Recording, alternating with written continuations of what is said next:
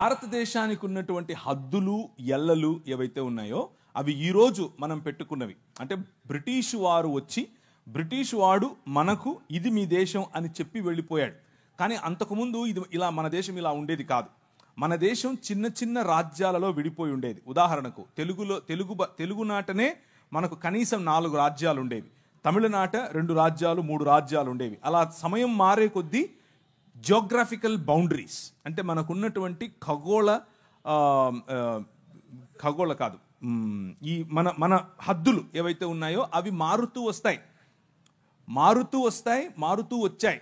కానీ యేసుక్రీస్తు పుట్టిన సమయంలో ఆ రోజు ఉన్నటువంటి భారతదేశం నిజానికి అదంతా ఒకే రాజ్యమే.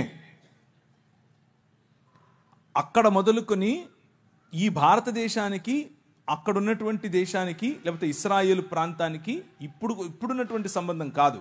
అప్పుడెప్పుడో దావీదు సమయం నుంచి కూడా నెమళ్ళు, కోతులు, అలాగే మిరియాలు ఇక్కడి నుంచి సుగంధ ద్రవ్యాలు ఇక్కడి నుంచి ఎగుమతి అయ్యేవి. సో మంచి దౌత్యపరమైనటువంటి సంబంధాలు ఉన్నవే. రాజ్యములు వేరైనా కానీ మనమంతా ఒకటిగానే ఉన్నాం. భారతదేశం ఆ రోజుల్లో ఇక్కడి వరకు ఇప్పుడున్నటువంటిదే కాదు. జావా, సమత్రా, థాయిలాండ్, అలాగే మలేషియా, సింగపూర్, అటుపైకి ముందుకెళ్తే మ్యాన్మార్, ఇటు వెళితే ఆఫ్ఘనిస్తాన్, పైన కశ్మీర్ పైన ఉన్నటువంటి కొద్ది ప్రాంతాలు, ఇరాన్ దగ్గరగా ఉన్నటువంటి ప్రాంతాలు, ఇవన్నీ కూడా భారతదేశంలో భాగమే.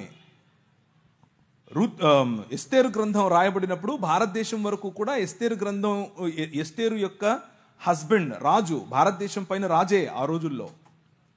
సో ఇదంతా కూడా మనం ఏర్పరచుకున్నటువంటి హద్దులు. ఇది భారతదేశం, ఇది వేరే దేశం, ఇది కజాకిస్తాన్, ఇది తుర్క్మెనిస్తాన్.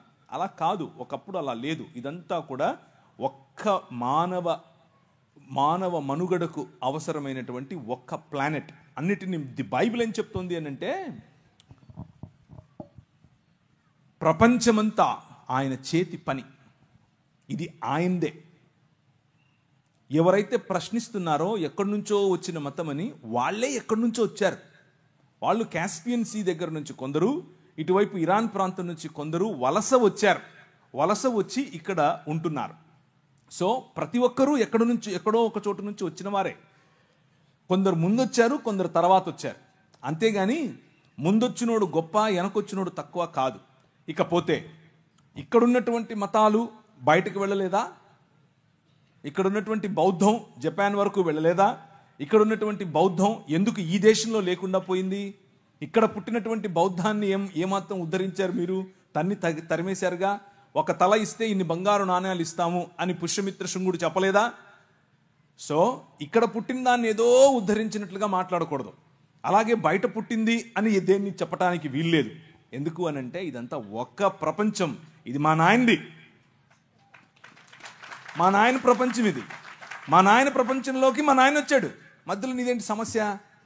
ఇక్కడికి వచ్చాడు అంటున్నారు. మరి ఇక్కడి నుంచి అక్కడికి వెళ్ళారు అని ఎందుకు చెప్పరు? ఇక్కడి నుంచి అక్కడికి వెళ్ళిన వాళ్ళేగా, అక్కడి నుంచి వచ్చిన వాళ్ళేగా వీళ్ళు.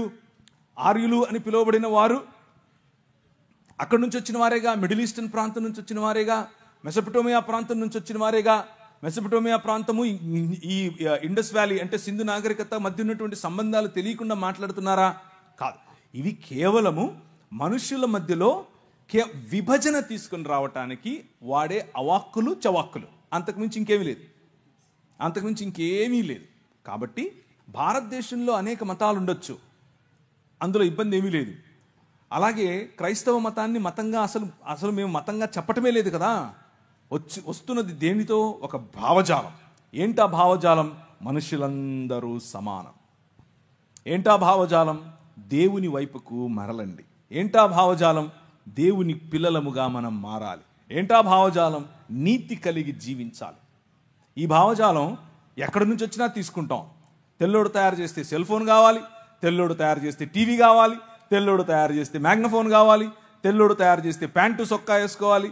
తెల్లోని తలుసుకోకుండా నీ జీవితంలో ఒక్క క్షణం బతకలేవు. నువ్వు ఒక్క క్షణం కూడా బతకలేవు. నువ్వేమో మళ్ళీ ఆడుకునేది బయట నుంచి వచ్చింది, బయట నుంచి ఏం రాలేదు, ఇక్కడిదే. యేసుక్రీస్తు చనిపోయి తిరిగి లేచిన తర్వాత ఆయన ప్రపంచమంతటిపైన రాజుగా తనను తాను ప్రకటించుకున్న తరువాత తోమాను పంపించాడు. తోమా ఇక్కడికే వచ్చాడు. తోమా భారతదేశానికి వచ్చాడు. మొదటి శతాబ్దంలోనే వచ్చాడు. బ్రిటిష్ వాళ్ళు తెచ్చాడంటావేంటి నువ్వు? తెలియక. బడ్డి శానిస్ వచ్చాడు. ఆ తరువాత మెల్లిమెల్లిగా క్రీస్తు శకం 500 నుంచి మొదలైంది పరంపర. ఇక్కడున్న వాళ్ళు ఒక ఉత్తరం రాశారు, మా కోసం కొంతమంది మిషనరీలను పంపించండి అని. ఎక్కడికి?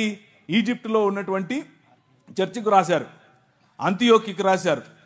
అప్పుడు 500లో క్రీస్తు శకం 500లో 1500లో బయలుదేరారు కొంతమంది. ఆ 1500కు రావడానికి ముందు మొదటి 1500 సంవత్సరాలలో కొన్ని వందల మంది మిషనరీలు ఈ దేశానికి వచ్చారు. ఎక్కడెక్కడి నుంచి వచ్చారు? ఇరాన్ నుంచి వచ్చారు, ఇరాక్ నుంచి వచ్చారు, బబులోనియా నుంచి వచ్చారు, అలాగే దాన్ని ఏమంటారు, సిరియా నుంచి వచ్చారు. భారతదేశంలో సిరియా బైబిల్ చదివే వాళ్ళు కొన్ని లక్షల మంది ఉన్నారు. తెలియక. సిరియాలో బైబిల్ చదివే వాళ్ళు ఈ రోజు కూడా భారతదేశంలో లక్షల మంది ఉన్నారు. సో ఇది కొత్త మతం ఏం కాదు. 2000 సంవత్సరాలుగా ఉనికిలో ఉన్న మతం, 2000 సంవత్సరాలుగా ఉనికిలో ఉన్న మానవ మార్గం, మనిషిని మనిషిగా గుర్తించే మార్గం. ఈ మార్గం బయట నుంచి వచ్చిందేమి కాదు, ఇక్కడిదే.